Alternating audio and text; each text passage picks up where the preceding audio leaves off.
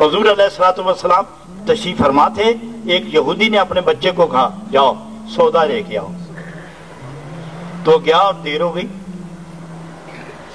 وہ کبھی باہر شہر میں گھومتا، پھر اندر جاتا، پھر ٹہلتا، پھر اندر جاتا، یہ کیا ہوا لڑکے کو آیا نہیں۔ سورج ڈھلے بعد گیا، مغرب ہو گئی گیا، تو باپ تیش میں بڑے نادان اور بیوقوف ہو تم، میں نے کہا تو تمہیں جلدی آنا ہے، تم اتنی دیر کر کے آئے ہو، اور میں نے تمہیں سودے کے لیے بھیجا، تم خالی آ گئے۔ اور یہ شخص گزر رہا تھا، یہ لڑکا، تو ادھر حضور علیہ السلام کی نظر اس پر پڑی، اس کی نظر نبی پاک کے چہرے پر پڑی، وہیں بیٹھا رہا۔ سرے شام گھر گیا تو باپ نے کہا نادان اتنی تاخیر؟ اس نے کہا باپ تو سودا کہاں ہے؟ وہ تو میں خرید چکا ہوں۔ ارے کیا بیوقوف آدمی ہو تم، میں پوچھا کہ میں نے تو بھیجا تمہیں سامان لینے کے لیے، سودا لاؤ، تو وہ کہنے لگا عباس یقین کر میں نے سودا خرید لیا۔ تو کہاں ہے؟ کاش کہ تیرے پاس وہ آنکھ ہوتی، میں بتاتا کہ میرا سودا کیا ہے۔ میرا سودا کیا ہے؟ دل کردہ سونیا ہر ویلے، تین کول بہا کے تک درم، اے جسم سارا اکھ ہو جاوے، محتاج نہ میں ایک اکھ درم۔ میرے ابا تمہیں کیا معلوم کہ میں کیا سودا لایا ہوں؟ خیر اس نے کہا چلو، اکلوتا بیٹا، ایک ہی بیٹا، شفقت و محبت، پدری غالب آئی تو اس نے کچھ نہ کیا۔ دوسرے دن لڑکا بیمار ہوتے ہوتے وہ قریب استہلاک پہنچا۔ نقاہت، کمزوری، ذوق، مجبوری اتنی تھی کہ کروٹ بدلنے سے رہ گیا، بخار غالب ہو گیا، نحیف کمزور ہو گیا، لاغر ناتواں ہو گیا۔ اس نے کہا کیا کروں گا؟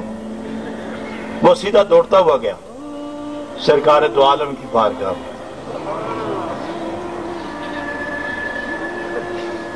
میں آپ کے پاس آیا ہوں، آپ جانتے ہیں میں یہودی ہوں، مجھے آپ سے کوئی اتفاق نہیں، مگر میرا لڑکا وہ آپ کو دل دے گیا ہے، قریب المرگ ہے، آپ کو یاد کر رہا ہے۔ کیا ممکن ہے کہ اپنے دشمن کے گھر اپنے معشوق عاشق کو ایک نظر دیکھنا پسند کرو گے؟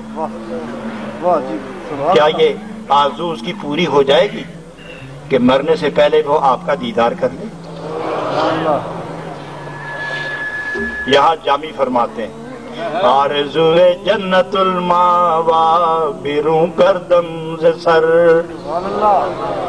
آرزوئے جنت الماوا بیروں کردم سے سر، جنت ماں بس کے پر خاکے درت ماوا کنم۔ وہ تو دیکھنا چاہتا ہے، کسی چیز کی آرزو نہیں، صرف آپ کو دیکھنا چاہتا ہے۔ آپ نے فرمایا، یہ نہیں فرمایا جاؤں گا یہ نہیں جاؤں گا، آپ نے دائیں دیکھا، فرمایا صدیق اٹھو تو، عمر کہاں ہے؟ اٹھو یار میرے، علی چلو نہ چلے، حسن کہاں ہے؟ آپ آؤ چلے، بلال کہاں ہے؟ آؤ، عثمان آؤ چلے۔ اپنے عاشق کا دیدار ہم بھی کرتے ہیں، اپنا دیدار اسے دیتے ہیں، آخری لمحہ ہے، آنکھیں بند کرنے سے پہلے ہم اسے کچھ دینا چاہتے ہیں، چلو چلتے۔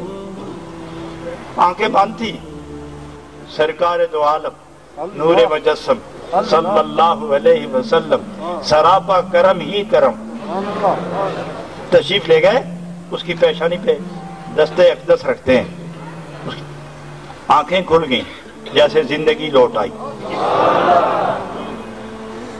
طاقت آ گئی، ناتوانی میں جوانی آئی، آنکھیں کھلی، رخ والضحیٰ پر نظر لگی، ہلکی سی چہرے پر مسکراہٹ، لب کھل گئے، چہرے پر مسکراہٹ پھیل گئی۔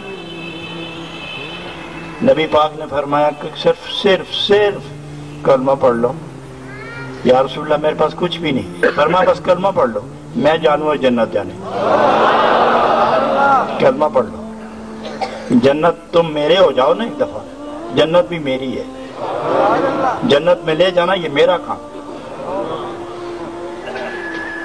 کلمہ پڑھا، کلمے کا نور اندر گیا، جب اس کے منہ سے نکلا محمد الرسول اللہ، روح باہر نکلی، کلمے کا نور اندر چلا گیا، آنکھیں بند ہوئی، لب خاموش ہوئے۔ اس لڑکے کا باپ، اس صحابی کا باپ، اس یہودی نے راستہ روکا کہ یا رسول اللہ، میں اور آپ مخالف ہیں، یہ میرا نہیں رہا، یہ اسلام کی مقدس امانت ہے، یہ کاشانہ نبوت سے اس کا جنازہ اٹھے تو اس کی عزت ہے، لے جائیے اس کو۔ نبی پاک نے فرمایا صدیق اٹھاؤ، اے عمر اٹھاؤ، عثمان آگے بڑھو، بلال آؤ تو صحیح، دو کندھا اٹھاؤ اس کو۔ کیا مقام ہوگا اس شخصیت کا جو صدیق کے کندھے پر سوار ہو کے جا رہا ہے، جسے فاروق اعظم کندھا پہ اٹھا کے مست مست خرامہ خرامہ تشریف لے جا رہے اور آگے آگے مصطفیٰ جا رہے۔ قبر تیار ہوئی، کفن پہنایا گیا، حضور اندر تشریف لے گئے، قبر میں کھڑے ہو گئے، قبر میں کھڑے ہوئے، کافی دیر کھڑے رہے، کافی دیر کھڑے رہے، اور چلتے چلتے آپ پنجے زمین پر رکھتے چلے گئے اور پورا پاؤں نہ رکھا، قبر کے اندر تشریف لے گئے۔ کافی دیر کے بعد جب باہر آئے تو رنگ پر تھوڑی زردی چھا گئی، تھکن محسوس ہوئی۔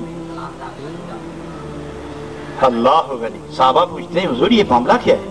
پہلے تو یہ بتائیں کہ آپ نے پاؤں مبارک پورا کیوں نہیں رکھا؟ پنجے رکھتے چلتے جا رہے تھے آپ۔ تو ارشاد فرمایا فرشتے اتنے آ گئے تھے کہ میں دیکھ دیکھ کے نا پاؤں رکھتا تھا، اور جہاں جگہ ملتی تھی پنجہ ہی رکھتا تھا، پاؤں پورا نہیں رکھا جاتا۔ میں نہیں چاہتا تھا کسی فرشتے کے پار پر میرا پاؤں آئے، حالانکہ وہ تو پار بچھا رہے تھے۔ تو پھر قبر میں آپ اتر گئے تو فرمایا وعدہ کر دیا تھا کہ تیری قبر جنت بناؤں گا، تو اسی قبر کو جنت بنانے اندر چلا گیا تھا۔ تو حضور پھر تھکے کیوں ہیں؟ تھکا اس لیے ہوں کہ فرشتے اور حوریں دیدار کے لیے آ رہے تھے تو میرے وجود کے ساتھ لگ لگ کے گزر رہے تھے، تو ان کی وجہ سے تھک گیا ہوں۔ حضرات سنا ہے فرشتے اور حوریں نور ہے، اور یہ کیسا نور ہے کہ حضور تھک گئے۔ معلوم ہوا کہ فرشتہ تو نور تو ہے، لیکن تجھ سے بھی زیادہ لطیف نور نور مصطفیٰ کا ہے صلی اللہ علیہ وسلم۔ تیرے نور میں کچھ ہو سکتا ہے لیکن نبی کے نور کی مثال کوئی نہیں ہو سکتی۔